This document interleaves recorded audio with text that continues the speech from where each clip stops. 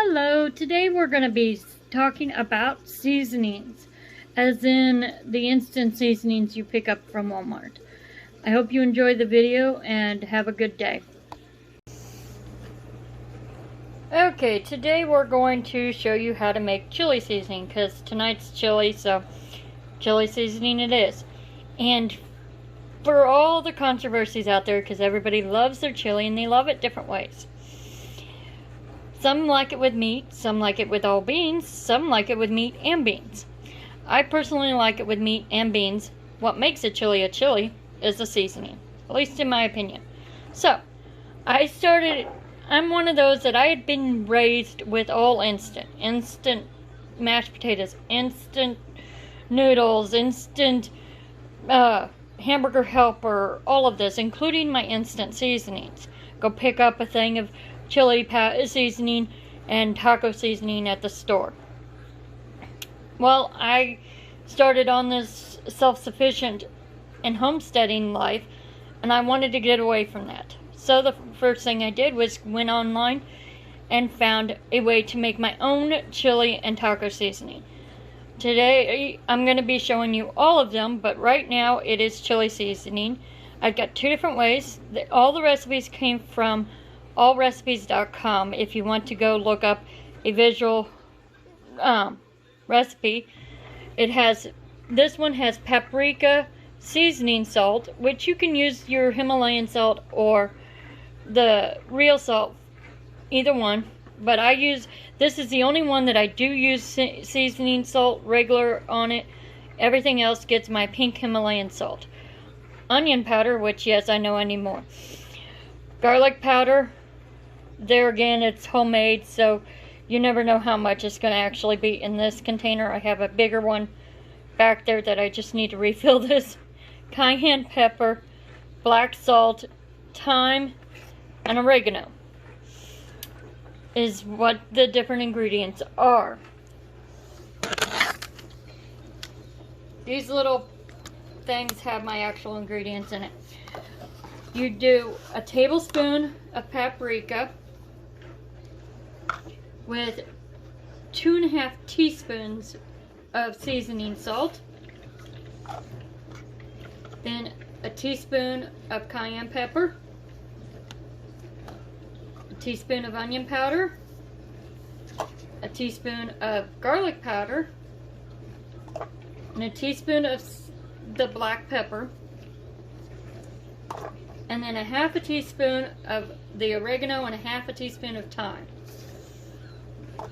And that is pretty well all it is. Then I use my little container. We have all kinds of lids around here, and of course I don't have one here for it. But I just take it and I shake it up really good, and I put it into the pot. Today's going to be a slow cooker, so I just take it after it's mixed up. Which, for those that want a quick review of how I do mine chili, I have a can of diced tomatoes, nothing too fancy, and then 3 cans of the dark red kidney beans. I don't use chili beans because those are things that I can grow in my garden. And tomatoes is something that I grow every year. Kidney beans would be something that I call a cash crop, or a once in a while crop. Pumpkins, spaghetti squash, they're ones that I could grow a big crop for 1 year and process them and hold them back in the freezer or jars or whatnot and have them for 2 or 3 years without having to grow them again the next year. So that's what kidney beans would be to me. Right now, because of the fact that I don't need to, I don't usually grow them because I can go pick them up at the store. But I do have that option of being able to grow them. So I just have that along with, in a slow cooker, I usually end up putting my meat in there raw just because it will cook in there. But I just put this in here, mix it up, and it's ready to go. Chili seasoning number 2. This one's for someone that likes a thicker chili. because the first ingredient that we have over here is a half a cup of flour and then 2 tablespoons or teaspoons of sugar to take some of the tartness of the tomatoes out. The other ingredients we have is chili powder. This is crushed red peppers. Then minced onion. Normally we have minced garlic, which we're substituting because I have somehow run out of minced garlic. Cumin, parsley, salt, pepper, and basil. Now, this one's actually a little bit easier to make.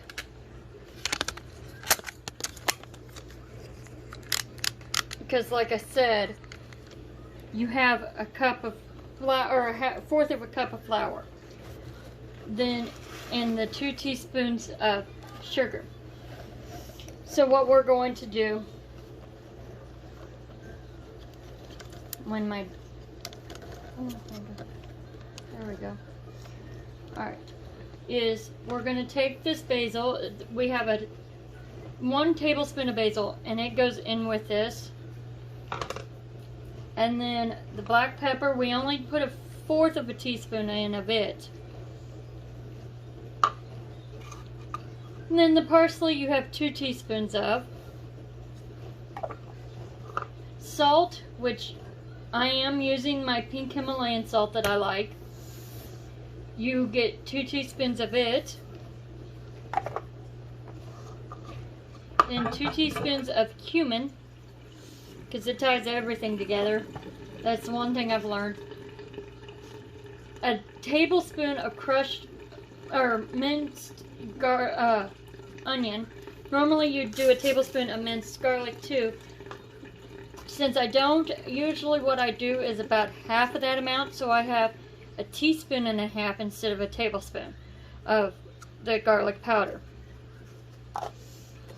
And then your red peppers, you have a full tablespoon of, and 4 teaspoons of the chili powder.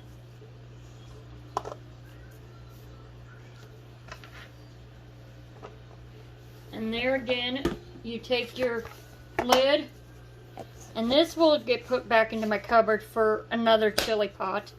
I won't use it tonight, but we do use it sometimes.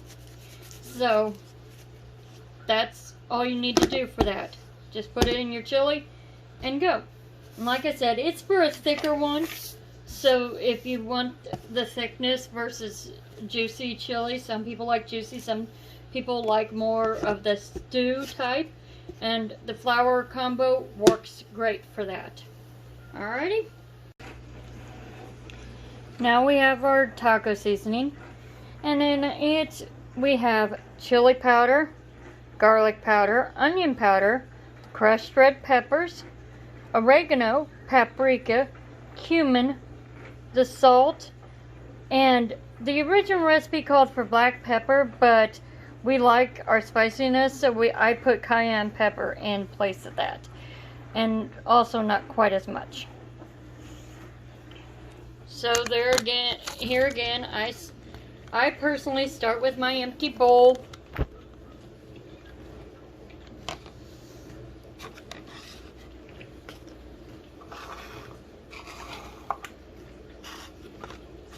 And I take the chili powder. It's a tablespoon of chili powder. Goes into there.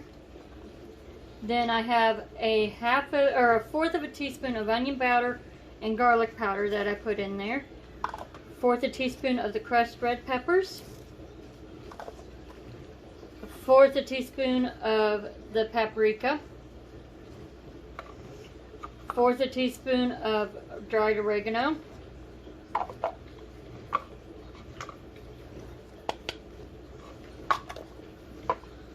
And then I have a teaspoon and a half of cumin, a full teaspoon of salt, and then the original recipe called for a teaspoon of black pepper. I use about a half a teaspoon of the cayenne. Still spicier than straight black pepper, but not quite as strong as if I'd used a full teaspoon. And then I mix it up, set it aside for when we have tacos. Next up will be my Italian seasoning, which is completely from scratch. I put a lot more than your store-bought brands in there. Most people would call it closer to Herbe de Provence, which is in essence a French seasoning, but I use it for just about everything. So that'll be up next. Finally, we have the Italian seasoning, and it's fairly straightforward. We have basil, oregano, thyme, rosemary, marjoram, and cilantro. Now I know some people don't like the taste of cilantro or basil or whatnot. Put what you want, take what you want out of it. That's up to you. I personally put these 6 in there, and when I make it in one of these bowls to start with, and then I have an old seasoning bottle that I put it in to be able to shake it onto stuff. And I just take it and put it in a little bit, or put it all together.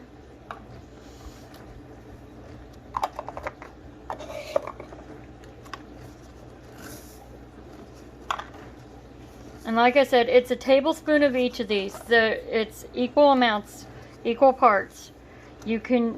I put a tablespoon because that's about the right amount, and it'll get me about a container and a half that size. And the containers last me a while, so it's not that big a deal.